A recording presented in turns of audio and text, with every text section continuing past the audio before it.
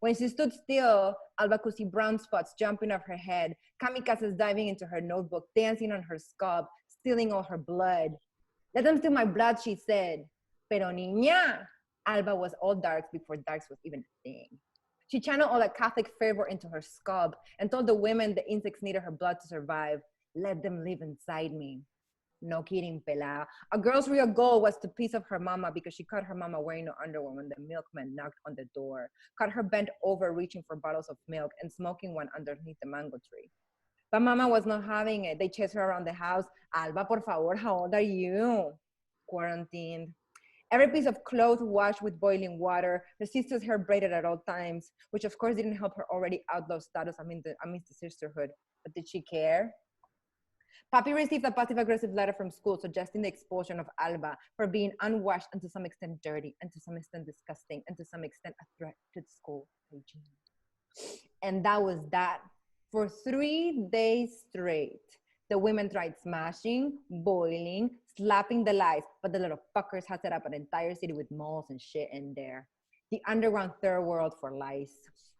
Until one day, after praying for God for guidance, Sister Jamila chopped off all of Alba's hair.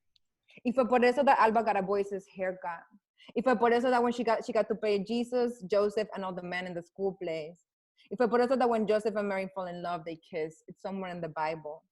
Y fue por eso that Maria Magdalena threw herself on top of her when she played Jesus. Y fue por eso that she was darks before you were darks, and the girls call her La Niña Niño. Y fue por eso that sometimes to evade the stares, the pointing, giggling, grabbing of her breast, she wore her father's shirts and buy holy water and sit by the park with her radio. Y fue por eso that Papi confused her with the vecina's son one day and told her she'd actually look pretty good as a man. Too bad she was a señorita. Okay. Yay.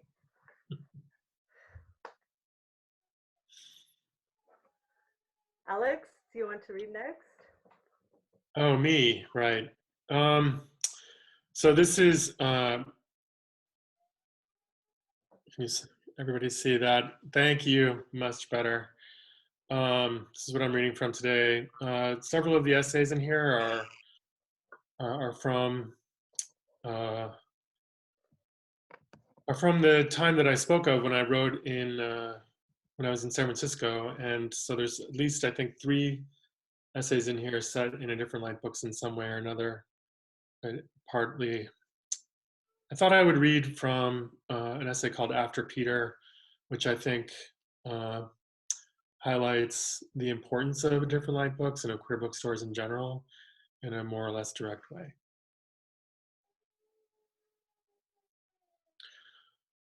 I am a minor character in Peter's story. Peter David Kelleran, Peter D. Kelleran, as he liked to appear in print, was a painter. He died in his bed at the age of 33 on the afternoon of May 10th, 1994, at the Maitri Hospice in San Francisco, where he had been admitted after deciding he could no longer care for himself in his apartment at the edge of town. There was a solar eclipse that day, and his passing occurred during it. He had spoken with his mother that morning on the phone. His dementia had parted enough for him to tell her that he loved her. And then he started to go, his friend Laura Lister says. The room was full of women friends of Peter's, and they laid hands on him in a circle. Laura recalls the phone ringing. She took her hands off him to answer it. He lunged up off the bed. He went slowly. I begged him to let go at that point. He needed to go. He wouldn't go, though, Laura says. And then one of the male volunteers came in, and he took Peter's hand in his. You could see the change, like a light came over him, and he was gone. All the people there with him at the end, I can never thank them enough. They were all so beautiful, so strong, his mother, Jill Kelleran, says from her home in Chicago. They did what I physically could not do. Peter's death was tearing me apart, and I literally could not be there. They cared for him at the end, and I'll always be grateful to them for that. We were there until he grew cold, Peggy Sue, a friend who was present, says. Maitri being a Buddhist place, United State. So we sat with him. I first saw him when I worked at a different light books in the Castro, gay and lesbian bookstore, that in those days doubled as a reference library and community center. I was 22 years old then. Peter was 28, tall and broad-shouldered and thin. He had a wide Irish frame and usually wore leather, a motorcycle jacket, boots. A dyed blue tuft of hair glowed across his forehead. I'd seen him walking through the Castro, and I'd seen him at demonstrations.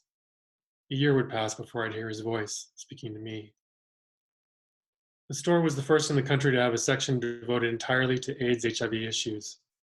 It was located at the front of the store beside the cash register. I suppose the day I first saw Peter, he'd either seroconverted recently or had recently decided to do something about it. I saw many people in this way on their first few days, and I was forever inventing some story about them, never mentioned to anyone, simply to fill the hours. I was often the first person they had to deal with after being diagnosed, a bookstore clerk who would show them the short shelf of books, expending weekly, but still short. That day he just ran through the books and selected a few on strengthening the immune system, and then paid when someone else was at the register. I saw him leave. His blue eyes had a searchlight intensity, and it seemed clear what he saw and what he didn't. He didn't see me. I first felt called and commended by him immediately, and to this day I cannot say why it was, only that it was immediate and thorough. I was surprised by how much I wanted to be seen by him. I'll stop there.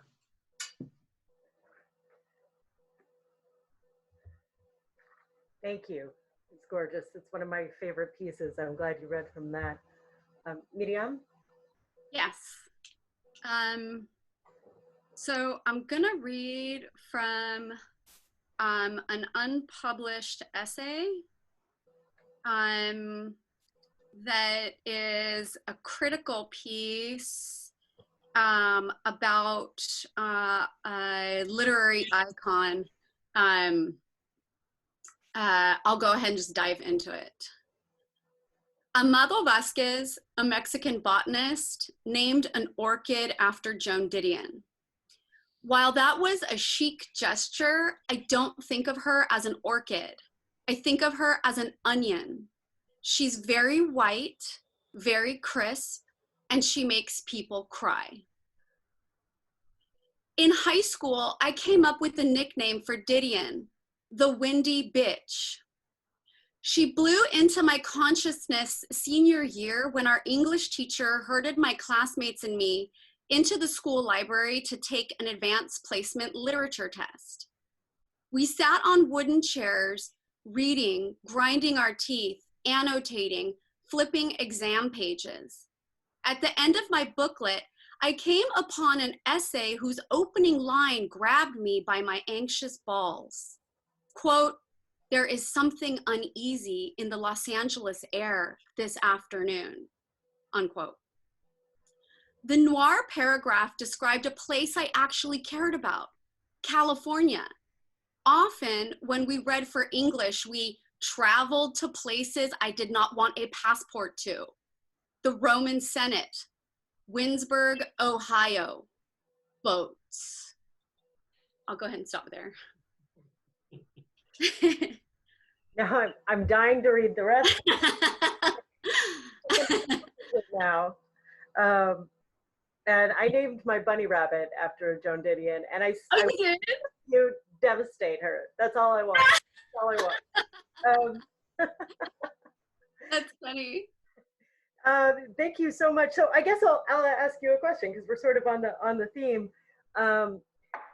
Perhaps like a lot of people, although you've been writing for a long time and have published multiple books, I found your work through Pendeja You Ain't Steinbeck, which was the piece of criticism that really launched the controversy around American Dirt. And I was so freaking impressed and dazzled and delighted by your essay that I thought, well, this is the voice I want to hear. Didn't bother with American Dirt, but I had to hook on to what you were doing. Thank you. So, but I think there's something, gosh, it must be such a strange way to come into the public eye as a writer, and especially as a writer who'd been working for a long time. Mm-hmm. And of course that launched Dignidad Literaria. I'm just a huge fan of this whole thing. But I feel like, you know, there is a tradition out there of writers who come into their power through controversy. Yeah. And I wonder if you see yourself as part of a literary tradition in that way, if that's something that you think about, and if you turn to any of those examples for how to like maintain your focus and your center in this maelstrom. I haven't thought about my, I suppose, career in those terms, although I know that plenty of folks have thought about what I have written in that context and in those terms, and there have been numerous critics, most of them cis straight white men, who have accused me of opportunism and behaving opportunistically through the publication of that essay, which I find silly because that essay was published on a somewhat obscure academic blog. And it was written in Spanglish, which means that it was written for what I intended to be a very small audience.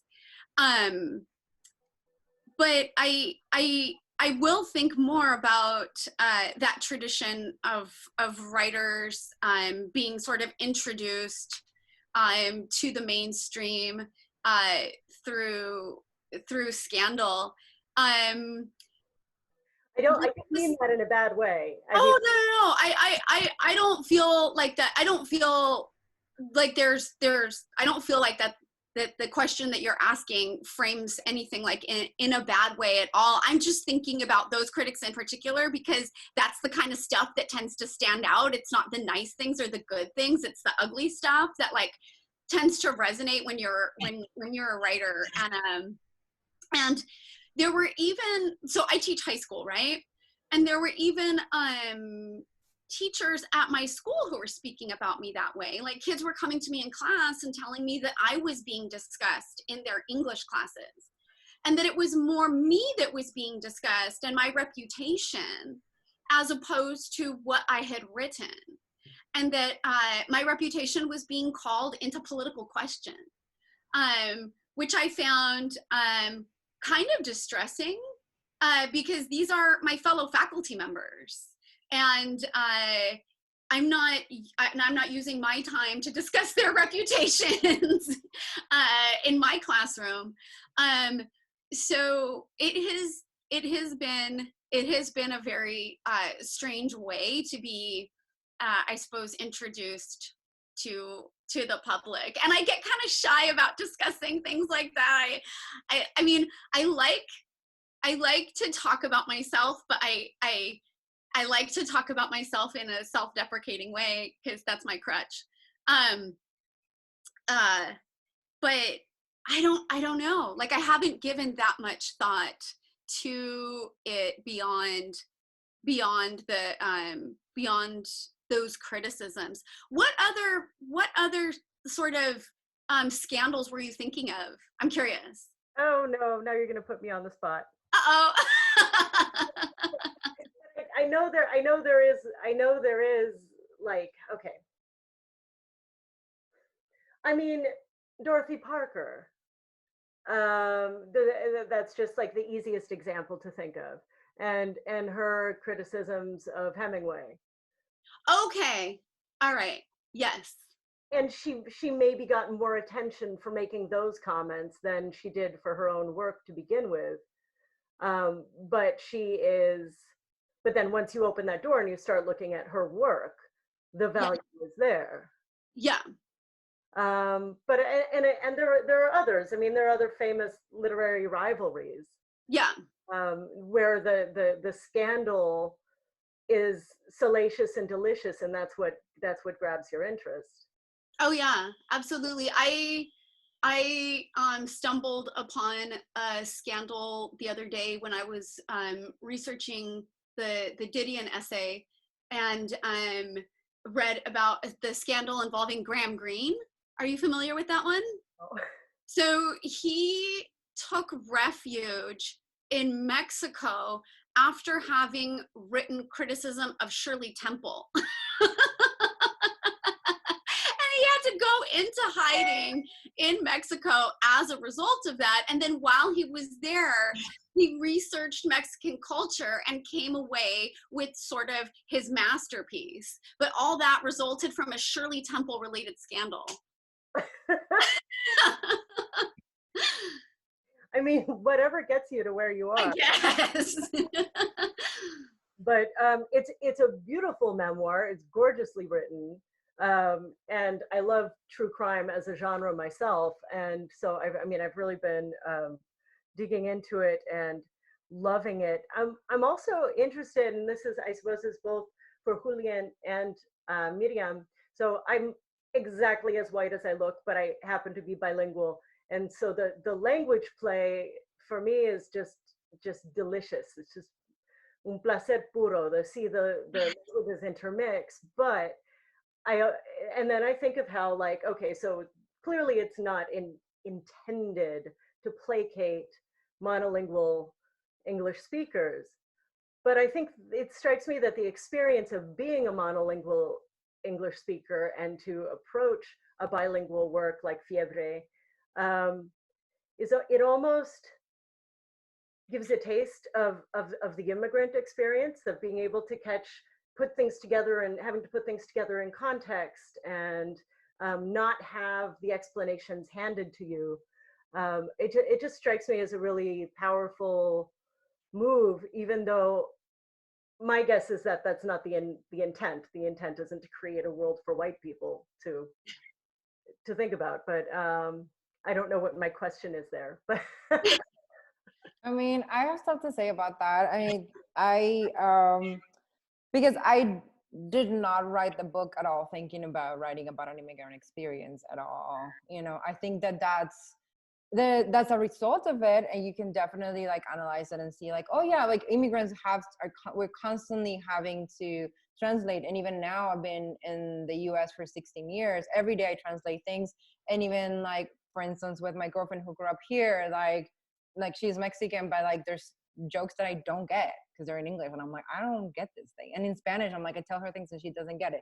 And so, but I think that like I just wrote it, that's just the voice that came to me, and that's just the voice of the character, and that's just like the language in which I exist. I think that what is really interesting to me is to feel that Spanglish is a choice, but when people speak solely in English or in a specific way, it's not a choice. Mm-hmm. Right? And so like, you know, when writers are writing in a, like objective, like masculine voice, there's not a lot of questioning into like, oh, why are you choosing this way of writing? Like, why are you? And so I do think that Spanglish stands out, and the standing out and the questioning of itself as a choice points to the fact that it's still seen as an othered in language. And so that points to its otherness in the way that we see language and in the way that we see Spanglish. To me, it's just where I swim. You know, to me, it's just where I exist. It's not that I seeked out something else. It's just basically that is my world. Those are the things that are exciting to me. And that's the point of entry into language that excites me, and that it's part of who I am. And again, I swim in it. And yet, so it's interesting about, I guess that to me is interesting that when writers don't use either slang, you know, because it's like, you know, there's also people that use those sorts of vernacular to write. But when it's seen as a more like white standard English, that doesn't get questioned as a choice. And we all make a choice as to how we write things. We all do. And it's all, you know, and it's all within what we know. And so, yeah, I mean, I know that it is read like that now, and it's interesting to see like how people are enjoying it and reading it. And definitely is like about not understanding some things. I think it's also, it questions the notion that people have to know everything that they read, you know, like there's a lot of French and German in the American literary canon, and that doesn't get questioned as much. And yet I got a lot of pushback trying to publish the book. Well, I mean, as Joyce, right? We all read James Joyce in high school or college, and he makes up words, and you know, half of that you have to read with soft eyes. Yeah. And it's also like, you know, I mean, Myriam also writes in Spanglish, and it's like we are following a tradition of people that started way before us. Like people were writing, like Mexican people were writing like that at the turn of the century when literally the border crossed them, and they were writing like that. And like Puerto Ricans have been doing it, Cubans have been doing it, you know, like everywhere you go, we're just building on a tradition that it's been there. And maybe until like Diaz won that Pulitzer Prize, it wasn't really paid attention to, but the language has been there, and the language has been evolving. And I do think that what happens is that the language as it's evolving, the literary industry is not evolving at the same pace. So if you go to LA, if you go to Miami, if you go to New York, people are speaking in Spanglish all day long. This is how we exist. And generations after generations are doing it. And yet literature is so, it's taken as like the most highest form of language. And so it's like so protected, you know? There's this resistance to the idea that we all think, speak, and write in dialects. Like all of us do. Everybody practices dialects, right? And so even like that ugly ass standard English is a dialect unto itself, but it goes unrecognized as one. We're just forced into a position where we have to recognize that we're speaking a dialect because, like Juli said, we get othered, right? We get othered linguistically too. And speaking of living and breathing and sort of swimming in language, now that you read about piojos, I keep touching my head. I'm like, oh, my piojos are jumping.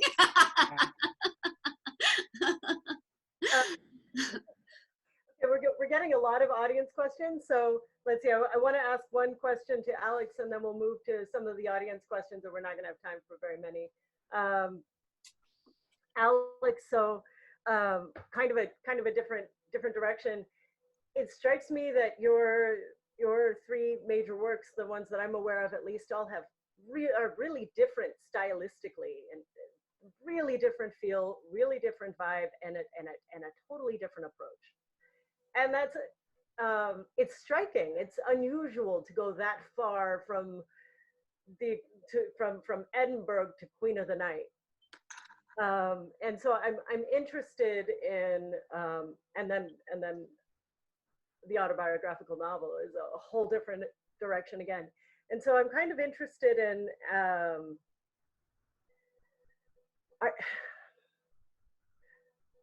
like what moves you to such different extremes, I suppose would be one part of the question. And then I'm also just personally really curious. Queen of the Night seemed to me like it would be so freaking fun to write, and yet I can't imagine writing being very fun ever. And so I'm curious, like, did you write that in a fit of ecstasy, or was it horrible like writing usually is? Okay, so I think first of all, thank you very much for seeing that aspect of my body of work. I think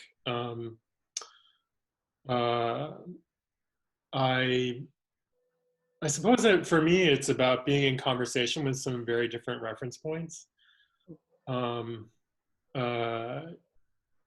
In sort of in the same way that like Juli and Myriam are talking about their language choices, for example, in their own works, and the way that they are putting Spanglish together on the page. You know, I think they're doing that because it's like inherent to how they report on the world, how they think about the world. You know, it's as well as being a part of these different traditions. One of the most interesting readings I got on the Queen of the Night from a couple of Latin American friends was that it was part of the Latin American Baroque tradition, which they were like, you're part of the Latin American Baroque, and I was like, am I? That is thrilling to think about. Thinking of like Alejo Carpentier, the Cuban writer, for example, in particular, was the person they were thinking of. And I had never read him, and that led me in this like really different direction. And you know, I mean, for people who don't know his work, he's really famous in particular for an essay he wrote about what we now call magical realism. And he was considered a big influence on the writers we associate with that term now. And now I teach that essay. So it's interesting to me to think about how also like some of what influences me is what I'm teaching also, and how that comes out of what I'm writing. I think, you know, you're always just doing what feels honest to yourself. I think it's incredibly hard to write a dishonest book, if not agonizing. It's impossible to tell a story you don't want to tell, and like in the sense that, and a story that you're not really interested in telling, a story that doesn't matter to you somehow. I think, you know, the books I have planned out are all really different from those 3 books. Like in terms of what I'm working on next. And I'm just trying to have fun with it. You know, did I have fun writing The Queen of the Night? There were many times I had fun with it. I also felt like I was losing my mind, driven to the brink of sanity. At one point, I was thinking of like thoughts of self-harm. You know, there were like some very dark moments in the publication process or the writing process, getting it through. A lot of people didn't really know how to talk to me about the book. Many people didn't understand why I was writing it. You know, this is something that a lot of writers go through, I think, and you end up having to find the people who get you. You know, it's and that's how you make your way through. Because I think so much of solving for what we call writer's block is actually about the writer's sense of who is listening, and who they are speaking to, who they are telling stories to. You know, sometimes if you're really demoralized by what you're writing and you say to yourself, who the fuck wants this? Like, actually think, like, be a little literal minded and think through that question, because you might come up with answers that help you keep going, you know? This sort of relates, here's an audience question, that all of you are known in part for works of art that might be called vulnerable. Have you ever published something that made you personally nervous, not in terms of career, but because you felt that you were revealing something that was not part of your known persona or the persona you had cultivated? This comes from Sarah. And that's for everybody. I have a quick answer, which is I'd been asked that question before when writing my essays over the years, and I never felt that way. Only when I put them into a collection did I suddenly think, like, this is a terrible mistake. I should never have done this. I've ruined my life. Like, why have I done this? And I don't know why putting it in a book made it all vulnerable and differently from the way the different pieces all lived in the world, but that certainly surprised me. It's such a gorgeous collection. Thank you. I've had moments where I haven't necessarily questioned revealing information about myself, but I have been really bothered or disturbed by people's responses to information that I've revealed about myself, and then felt slightly regretful, but not incredibly regretful to the point where I thought to myself, I wish that I had not done this. And an example of one of those instances happened when I was doing a reading on a college campus. I gave a reading from Mean, which is the true crime memoir that you were mentioning. And that book discusses and it details a sexual assault that I experienced that was perpetrated by a man named Tommy Martinez. And during the Q&A, for that reading, one of the audience members wanted to ask me questions that were specific to him. And she had been Googling the case while I had been reading, and she lifted up her phone and flashed a picture of him. And this is a person, like, he's a person who I have only seen once in my life, and that was the day that he assaulted me. I don't want to see a picture of him flashed at me in the midst of a reading. So there have been incidents like that that have happened that have left me feeling really, really uncomfortable as a survivor of sexual violence. You've also talked on, I don't know if it was on Facebook or Twitter or somewhere that I stalk you. You've also talked about revealing the details, I don't know if of that assault, I believe, to students, and how meaningful that was for them and their writing. Yeah. So I teach psychology and sociology, and in psychology, there's quite a bit of emphasis on, I teach gender and sexuality, and I also teach about trauma. And so when we explore those units, I share with my students personal experiences of sexual assault in order to normalize conversation about sexual assault. And I've gotten student feedback that that's been incredibly meaningful, especially for a lot of my female students who have already experienced those things. That's really powerful. Here is a question. Wait, I want to answer that question. Sorry, please. I want to answer some of that question because as I was thinking about it, I think for me, I come from my biggest fear is not everybody else, is my family. And that's like the very Latina fear, is just like my family is gonna come for me, and they will, and those bitches will show up on my doorstep.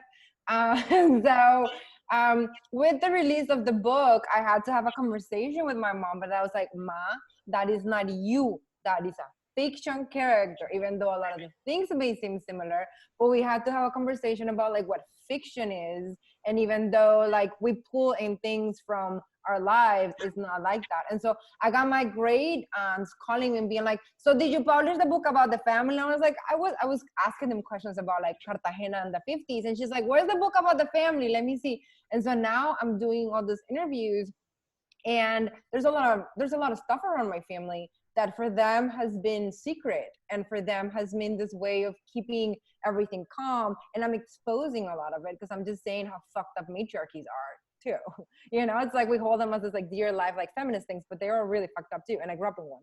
And so for me, it's been more of the way that some of my family has processed some of that, and having to talk to like my mom about like distance from fiction in real life and what that is. For people who actually don't read that much, is like she thought it was her, and she was like very like hurt by it. And she's like, this is not a pretty picture of a mother. And I was like, no, it's not. Nobody wants to read that. No trauma, no drama. Yeah, nobody wants to read a pretty picture of a mom. But I saw a beautiful post, but I like just yesterday or something like that, of your mommy with the book, and that made me. So I write about family too, and have had to. Well, I'm doing nonfiction about my family, but I've definitely dealt with some of that, I'll say. And I was really uplifted to see that post of yours. Yeah, I mean, we have a good relationship, and like, you know, after, and she's also, I think that she's just incredibly proud because like I published a book in English in this country. Like it's a huge thing for her. You know, she would have been happy if I had stayed with her in Miami and work at a little tiendita on the street, like with my husband and my kids. Like that was it. Like she would have been so happy, you know? And so the fact that I'm doing this in this country is a huge thing for her. And in English and all these things, like they just have so much more meaning. And so she's been really supportive.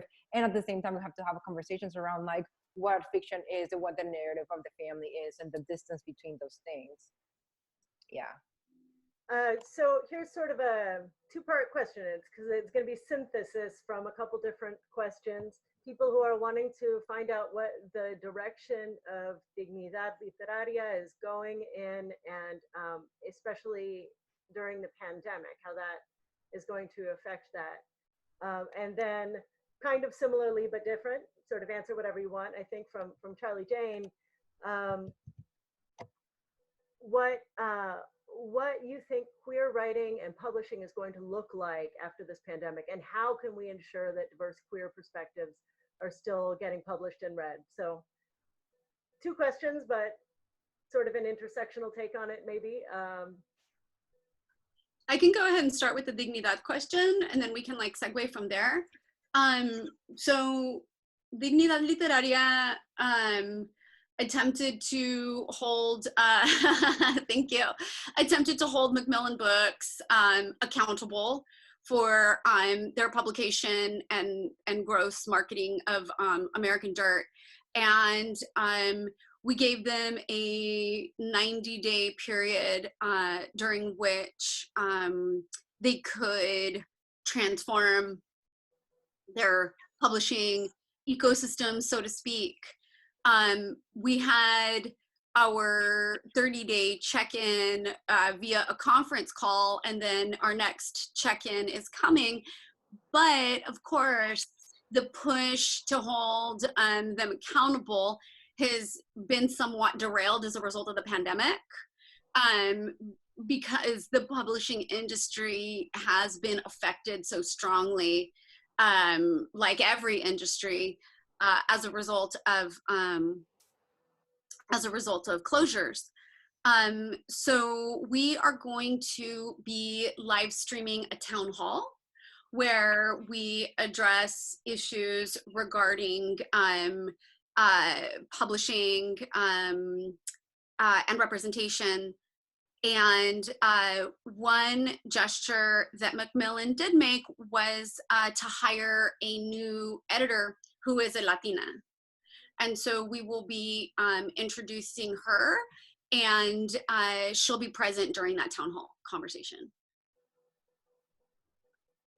I want to say that we hosted a town hall before all this thing happened. We hosted one here in San Francisco with Roberto and Ingrid and Aya Leon and Carolina Robertis. And it was just really, really, really beautiful. And to just connect it to what I believe is going to happen afterwards, that what that did in Dignidad Literaria, what it also did is just generate a new network of people for us to come together. And that was very powerful, you know, and for us to be able to demand things as a collective and hear each other. We don't do that very often, you know, even though I've been organizing around queer literature, to have something and so like extremadamente Latino, it was like beautiful to me, you know, because we don't do so much of that because we're such a heterogeneous community. It's just very, very hard to get us all on the same page. And with that, I have to say that I mean, I'm trying to be hopeful for the future, because otherwise it's just like, I can say horrible things that can happen, and you all know what all the horrible things are. But what I'm hoping out of this is that I have been creating new networks as I see other people creating new networks. And so what this means is, for instance, like I'm doing events online with people in Texas, with people in North Carolina, with people in New York. And that's generating a new sets of connections that I didn't have previously. I've also been connecting myself with other writers, doing podcasts, like a lot of things online are generating new networks for a lot of people that before were not there. And I want to believe that some of those networks will thrive and will survive this, and that some of those networks are going to be able to like lift up a lot of writers and create like a more solid connection between a lot of us across the country. And that feels really wonderful. Another thing is that there's been a lot of creative output from writers. Like we are reimagining what being online and what just being out means. You know, I mean, we're doing a Zoom meeting right now, right? Some people have like backgrounds. Some people have, you know, I've done readings in drag already. I've done videos. So I love the output of creativity and the way that people are reimagining using online tools. And I believe that tapping into that creativity is going to help us, you know, whenever, I don't know what, I don't want to say like it's done, because I don't think that this is going to be like, so tomorrow it's over. But as we recover from this and as we heal from this, I do think that the output of creativity, people are going to realize the stuff that they can do. You know, like I'm making puppets, girl, you know, like it's great. Like I was like, oh, I'm making puppets and like, you know, would I have time to make puppets before? No, but I need a way of like keeping myself sane. And so all I'm saying is like, you know, I'm just like, I'm being very silly. I'm drawing a lot, I'm doodling. And I want to believe that some of this tapping into our creativity and reimagining is going to be there afterwards to, for us to keep building. Yeah, I think, so first of all, the Dignidad movement has been incredibly inspiring to watch happen, and the change that it's been creating, the conversations it's been creating. And so I'm really grateful to the work that you guys are all doing. In terms of queerness and the future of queer lit in the pandemic, I think, we have some of what Juli has talked about, I think, really strikes a chord to me. I'm not making puppets. Maybe I should, but I have been thinking a lot about how unsustainable the way I was living before was, and I've been thinking about that before this happened. I was putting together this record that you have to do as a professor of your various speaking gigs and so forth, and I was looking at my schedule and I just thought, God, no wonder I couldn't walk by November. Like I had these really difficult problems with my legs, and so I think, like, it's not just the pandemic is a part of this problem we have with, like, capitalism in the same way like the white supremacy creating American dirt was, and it's a kind of interconnected problem, a problem of how all of that works in our relationship to it. For at least, I've always had the sense that I was trying to survive America and trying to survive capitalism, and I've always felt like that came out of the days when I began identifying as queer and began thinking about everything from the AIDS epidemic to the Gulf War, back in the 90s. So it's interesting to see the ways in which even something like, Republicans denying aid checks to immigrants, people who don't have social security numbers, how that was also done in 2008, after the financial crisis, how they're sort of bringing back some of their old tricks, and not everybody was paying attention then. Not everybody knew that that's an old trick. So it's in some ways like queer writers of color, we're trying to bring our context, our history of these kinds of struggles into how people are dealing with the pandemic, and so it's, I think, one of the things I really have valued in general in the last few years are the intergenerational conversations possible in our current age, and then now that we are having meetings like this, able to organize this way differently, reshaping ourselves as we always have whenever they come for us, supporting this bookstore, that's all part of how we're going to get to the future. On that note, I wish we could just talk and talk and talk. It's 1 o'clock. It's 1 o'clock. That means that this event is over. But one of the questions that has come up from a couple of people here is if the three of you could share some of your favorite queer writers. Who are you reading now? And I wonder if that's something that we could do, that we could perhaps post somehow in the event, on the event page in Facebook or something like that, so that people can come back and look at it. We'll try to find a way to share that with all of you in an email kind of format, because we do have to wrap up and respect everyone's time limits today. But thank you all so very much for doing this. The next, let's see, our next We Love Bookstores event is, I believe, is it Friday? Evan, turn on for a second. Sorry, I'm here. Is it Friday or is it next Wednesday? Oh, I believe it's Friday. Sorry. I'm just confirming though.